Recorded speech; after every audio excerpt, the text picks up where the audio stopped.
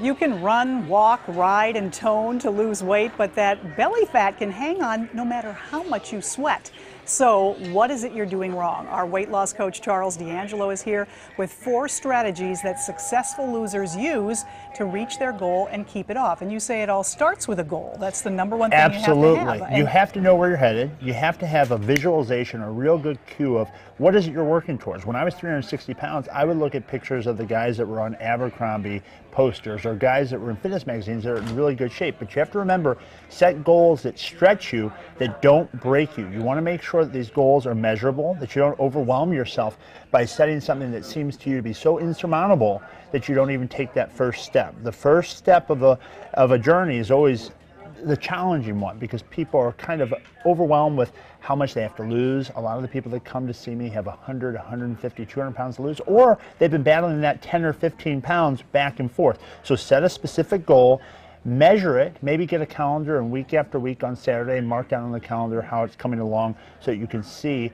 that you are making progress toward that outcome. But remember, this is a destination without a finish line. That's right. This is something that's going to be outlasting. Yes, outlasting that attainment. Number 2, you say have a role model. Absolutely. You can cut so much time out of having to look for what to do by finding someone that's been in the situation that you're in. So find someone that's been obese, that's been overweight, that has not only been in that position, but has also mastered what it takes to get healthy and to get fit. Because once you get to the place where you're healthy and fit, you've kept it off for a long time, you've learned a lot along the way independently that you can share with others. That's what started my whole mission of helping others, was I've been there.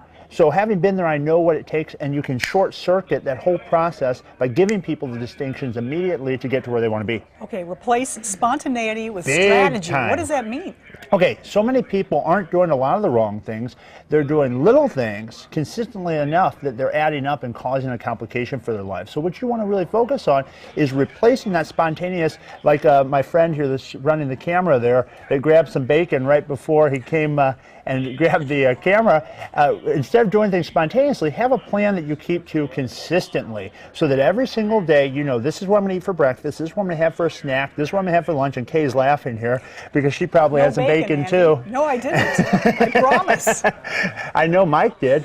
Nonetheless, the reality is that when you have a very strategic plan, you're then moving consistently toward that outcome. But when you're spontaneously reaching for a handful of M&Ms or a piece of bacon in the newsroom, you're really selling yourself short on what's possible. Okay, and finally, create your schedule every week. Big deal. On a Sunday or on a Saturday, take an hour, whether it is first thing in the morning or before you go to bed, and outline what your outcomes are for that week. What are the goals that you have? Not only what is it you want to be as far as how you want to look and things, but how do you want to act? When are you going to eat? When are you going to make time for the exercise? And make those two things things that aren't interfered with. When you schedule the exercise as an appointment, first thing in the morning or over lunchtime, you get out of the office and you have some fun and distract yourself by not being overwhelmed all day at work, it makes your life so much more fun and so much more effortless. But we get so caught up and we forget how privileged we are all to have our health. So everyone at home needs to remember, you are blessed. God's blessing you by having your health. Take care of it and take control of what you can control. You can control what you put in your mouth. You can control what you're doing or not doing with exercise,